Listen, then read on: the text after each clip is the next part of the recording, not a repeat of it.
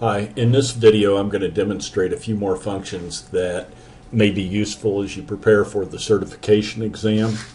And specifically, I'll be demonstrating the subtotal function, the left function, the upper function, and the proper function. And then I'm going to also suggest that on your own you research the average if, sum if, right, and mid functions. And I think if you review those, you're going to be in, and know how they work, you're going to be in fine shape. So I've already prepared the spreadsheet, and I have two worksheets. One that I'm using as I do this video, and then I have a second sheet where you can try it for yourself, and that may be useful practice. So think of this as the key, and I'll demonstrate this in the video. Try it yourself, and then maybe watch the video a second time, and you should be on top of things. So I'm going to demonstrate the functions that I show in orange. Okay, so I've got them color coded so they're easy to find. And as I look at cell C10, look up in the formula bar, you'll see that I'm using the subtotal function. So this is an interesting function because even though it's called subtotal, it can perform a variety of statistical functions depending upon how you write the code, how you specify the first argument value. So in creating the function, it begins with the keyword equal subtotal, and then has at least two arguments. It could have more, but the first argument is going to be a number that corresponds with the type of statistical operation that you want to perform. So I'm just going to back up and erase this so you can see what happens. So as I type in equal subtotal, then the IntelliSense kicks in. And if I'm looking to find the average, for instance, that'd be the subtotal, then I would come down in the IntelliSense and choose sum, and that'll fill in the integer value 9. So 9's equated with sum. 1 is, I think, maybe 101 is equated with average. Let's see, average is 1. Okay. So each of these functions have a different number. Okay, so there is a average function here and another average function down here. You, from the IntelliSense, choose the function that you want. There's a variety of functions available, and then whatever that number corresponds with will be filled in as the first argument value. Hopefully that makes sense. So again, if I want to find the sum, I would double click here, comma, and then either I can have a list of arguments that represent the cells that I want to perform the statistical operation on, or I can provide a range if all the cells are adjacent cells. So in this case, I want to find the subtotal sum of these cells. So I would just highlight them and close off the function's right parenthesis, and it does a calculation. And it finds the sum of these values that are denoted in the second argument.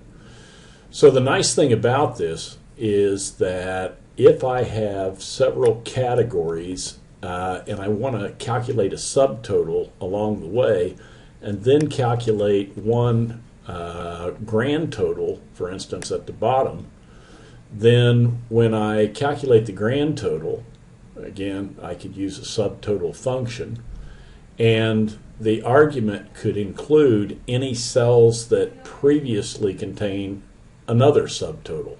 So as I look at the arguments, the range that's denoted by that second argument, C6 through C23, within that range, I have subtotals in C10, C11, C16, C17, C22, and C23. But when I calculate the grand total, even though I reference that entire range, it will ignore any of the values that are computed by a previous subtotal. So it ignores any previous subtotals that are part of this range.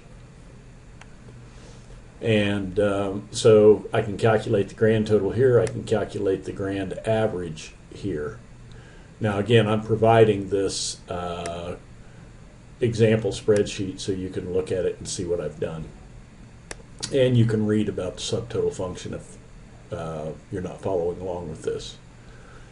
Okay, other functions that I have used are the left function, upper function, and proper function, and these are all string functions. They work on text data type. So how does this work? Well, if we take a look at the function that's assigned to cell I6, it has two arguments: the cell that it is going to perform the operation on, and then the second argument's an integer value that corresponds with the number of characters that it needs to manipulate. And so what it's doing is it's going to return the 10 leftmost characters from cell B6. If we go over to cell B6, we see that the value in that cell is Microsoft Windows, but if I perform this left function, it will take the first 10 characters from the leftmost 10 characters from cell B6, and that would be the characters that make up Microsoft. 1, 2, 3, 4, 5, 6, 7, 8, 9, 10. So I'm also catching the blank, that blank space immediately following Windows if I'm doing the count right. So it returns Microsoft, the first word out of all the characters that have been assigned to, in this case, cell B6. All right, so the upper function does what you would suspect.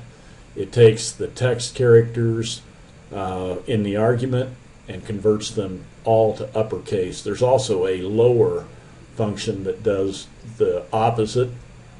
And then we have a proper function, and the proper function will take the first character of every word and elevate it to uppercase, and then all the other characters that follow are converted to lowercase. So in the case of Microsoft Windows, there are two words, and it's going to, in this case, the way I've written this, just so you can analyze the details, is it's going to reference cell J6. J6 actually referenced B6, so it's referencing a reference at this point. And so cell K6 looks at the value in J6, and it converts it to proper case, and anywhere there's a space, then it would elevate the following character, treat it as a new word, and elevate its first character to uppercase.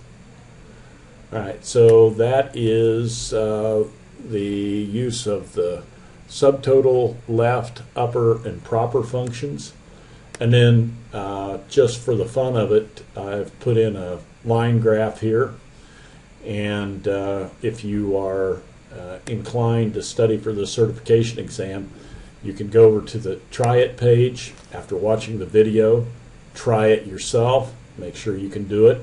And then we've already looked at charting, but you can go ahead and take this data and try to create the line chart the way I've done it here. That'd be good exercise as well. Okay, now the one last thing I'll tell you is I have a hyperlink to the to a video on how to parse data, how to import data from a text file, and then break a column of data into multiple columns. So for instance, this will demonstrate, I think, how to open a text file, and then if the text is, I believe in my example I used a comma as a delimiter, it will take all the data that it finds up to the first column, put it in one column, and take the remaining data and put it in another column. So if I import from a text file a list of names that are separated by commas, it would break them out into maybe a column of first names followed by a column of last names. And you can watch the video. It's only about 5 minutes long. And this was a video that I made available previously, but There is potentially there are questions that relate to importing and exporting data, and in a previous review video I looked at how we would import data from an Access database and work with it, and we can now look at how we would import data and parse it from a text file. So watch that video, it's very short. And I last class period was in the process of uploading a file to YouTube. The Certification 2 review video was in the process of uploading it to YouTube, and I found that it did not load properly.